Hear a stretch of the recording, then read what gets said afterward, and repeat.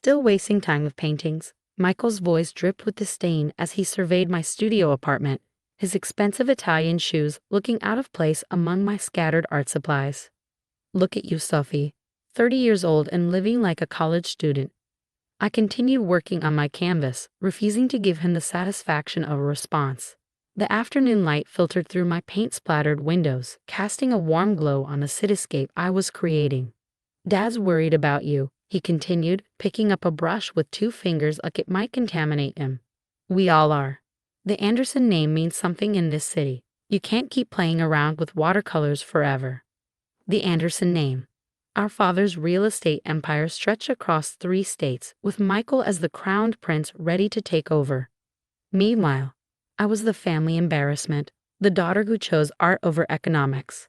I'm not playing, Michael, I finally said, setting down my brush. This is my career. He laughed, the sound echoing off my bare walls. Career? You haven't sold a piece in months. Even that little gallery in Brooklyn dropped you. The reminder stung.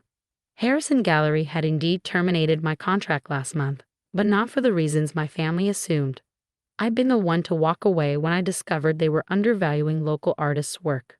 Why are you really here? I asked, wiping my hands on my paint-stained apron.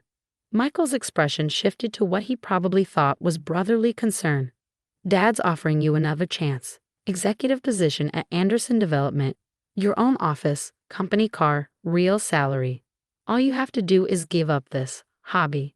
I looked around my small studio. Canvases lined the walls, some finished, others in progress. My latest series explored urban development's impact on communities, something my family's company never considered when demolishing historic buildings for luxury condos. Tell Dad thanks, but no thanks. I'm good here. Good? Michael gestured around incredulously. You call this good? Sophie, you're living on instant noodles and hope. Meanwhile, I just closed a $50 million deal. Congratulations, I said flatly. I'm sure the country club is very impressed. His face hardened. You know what? Fine. Keep pretending you're some tortured artist, but don't come crying to us when you can't make rent. After he left, I sat on my paint-splattered stool, his words echoing in my mind. The truth was, I hadn't told my family about the changes in my life. They didn't know about the meetings I'd been having, the plans I'd set in motion. My phone buzzed. A text from Maya, my best friend since art school. Just heard about the Harrison thing. You okay? I smiled, typing back, better than okay. Meeting with investors tomorrow. Still want in? Her response was immediate. Hell yes. The art world won't know what hit it. 6 months earlier, I'd started noticing a disturbing pattern in New York's gallery scene. Small galleries were being bought out by large corporations, artists were being exploited, and authentic voices were being silenced in favor of mass-market appeal. That's when the idea hit me. What if there was a gallery chain that actually supported artists? One that offered fair commissions, promoted diverse voices, and helped build communities around art? I spent months developing the business plan, using skills I'd learned growing up in a business-focused family, skills they never realized I'd absorbed. Maya, who'd gone on to get her MBA while maintaining her art practice, helped refine the numbers. The next morning, I stood before a panel of investors in a borrowed suit, my hands still faintly stained with paint. Ms. Anderson, the lead investor, leaned forward. Your proposal is intriguing. A chain of galleries focused on artist advocacy and community engagement. But why should we trust an artist to run a multi-million-dollar business? I met his gaze steadily, because I understand both worlds. I know what artists need to thrive, and thanks to my family background, I know how to make it profitable. The current gallery model is broken. I can fix it. 2 hours later, I walked out with initial funding of $10 million. My hands shook as I called Maya. They're in, I breathed. All of them. Maya screamed so loud I had to hold the phone away from my ear. I told you. When do we start? Immediately. Start contacting the galleries on our list. And Maya? Not a word to my family. Not yet. Over the next year, I worked in secret.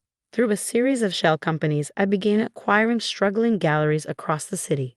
Each one was rebranded under the umbrella of Phoenix Art Collective, a name chosen because it represented rising from the ashes of a broken system. The changes were subtle at first. Higher commission rates for artists, community workshops, partnerships with local schools. But soon, word spread in the art community. Phoenix galleries became known as places where artists were treated fairly and art was accessible to everyone. I moved out of my studio apartment into a modest 2-bedroom, converting one room into an office. My family assumed I'd finally started selling enough paintings to afford it. They didn't know I now owned 15 galleries across New York, with plans to expand to Chicago and Los Angeles. Then came the call that would change everything. Sophie, Maya's voice was urgent. Anderson Development just announced plans for a new luxury complex in Soho, mixed-use retail and residential. So, they announce new projects all the time. No, you don't understand. They're partnering with Arts United Corporation for the retail spaces. And guess who owns all the galleries Arts United wants to acquire? My heart stopped. Phoenix Art Collective owned every major gallery in their target area. They can't proceed without our approval, I said slowly, realization dawning. Nope. I could hear Maya's grin through the phone. Your brother's $50 million deal. It's worthless without your signature. That night, I received an email from Anderson Development's legal team, requesting a meeting with Phoenix Art Collective's CEO. They didn't know that the mysterious owner they needed to negotiate with was the same person they'd dismissed as a failed artist. I poured myself a glass of wine, studying the email. After years of condescension and dismissal, my family was about to discover exactly what I built while they were busy mocking my choices.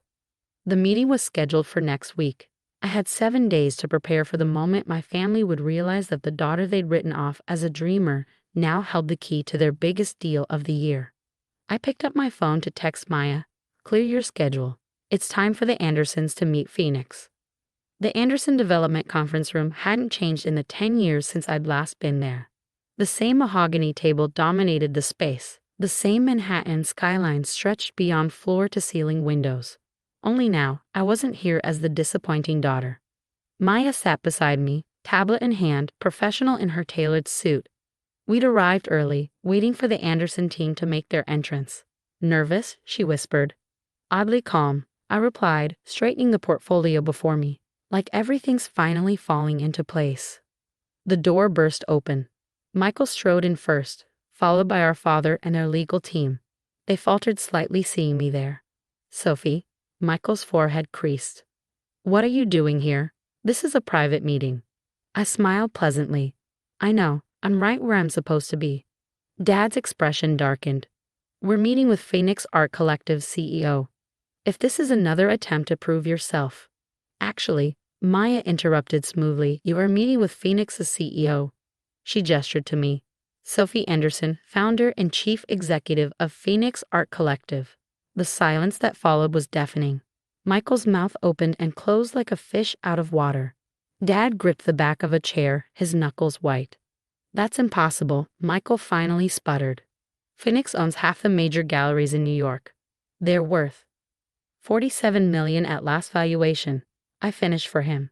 "Though with our Chicago expansion next month, that number's expected to double." Dad sank into a chair.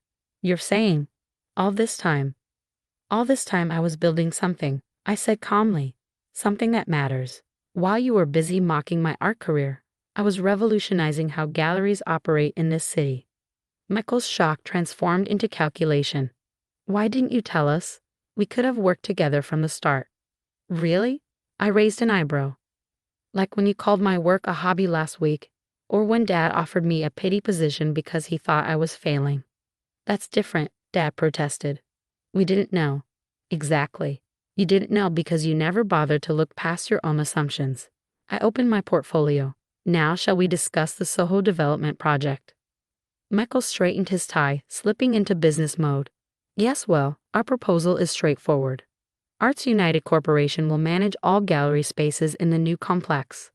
"That won't work," I said, sliding documents across the table. "Phoenix has exclusive rights to all major gallery operations in that area. Arts United can't proceed without our cooperation."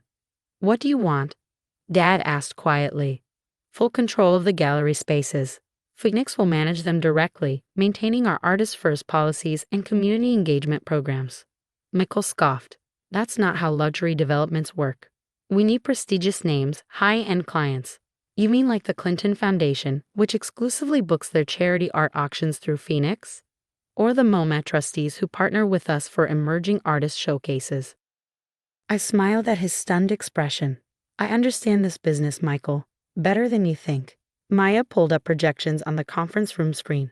Phoenix galleries generate 40% more revenue per square foot than traditional galleries.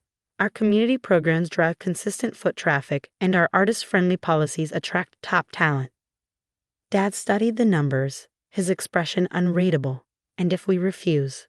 Then you lose the Arts United partnership and the Soho project falls apart. Your choice. Hours later, I sat in my office, my real office, on the top floor of Phoenix's headquarters.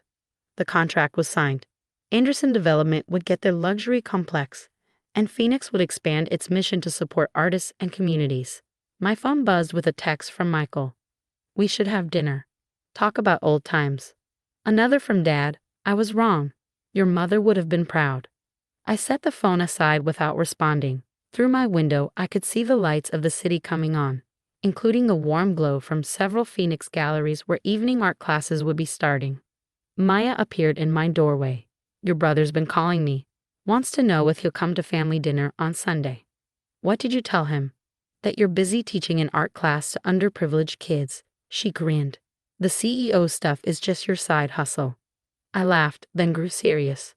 Do you think I'm being too hard on them? They're trying to jump on your success train after spending years at the station mocking your tickets. Maya sat down across from me. You don't owe them instant forgiveness. She was right. Maybe someday I'd be ready for family dinners and holiday gatherings. Maybe someday they truly understand that success isn't just about profit margins and prestigious names. But for now, I had a different family, the artists who found homes in our galleries, the communities we supported, the students who discovered their creativity in our workshops. I built something meaningful, something that would last. My phone buzzed again. A photo from one of our galleries, a young artist selling her first painting, her face glowing with joy. This was why I created Phoenix. Not to prove my family wrong, but to prove that art could thrive when given the right support. I picked up my brushes from my desk drawer. Even as CEO, I still painted every day, usually late at night when the office was quiet. Tonight's canvas waited on an easel by the window, a piece about transformation, about rising above others' expectations. A text from Maya. You showed them what a failed artist can do. I smiled, mixing colors on my palette. Success, I'd learned, wasn't about proving others wrong. It was about proving yourself right. As I began to paint, I thought about the long journey from that small studio apartment to this moment. My family had wanted me to give up art for business, never realizing I could excel at both. They'd seen art as a hobby, while I'd seen it as a revolution waiting to happen. Tomorrow, I would review expansion plans, meet with artists, and continue building the company that was changing the art world. But tonight, I was just an artist with a canvas, creating something new. And that despite what my family had always thought was worth everything.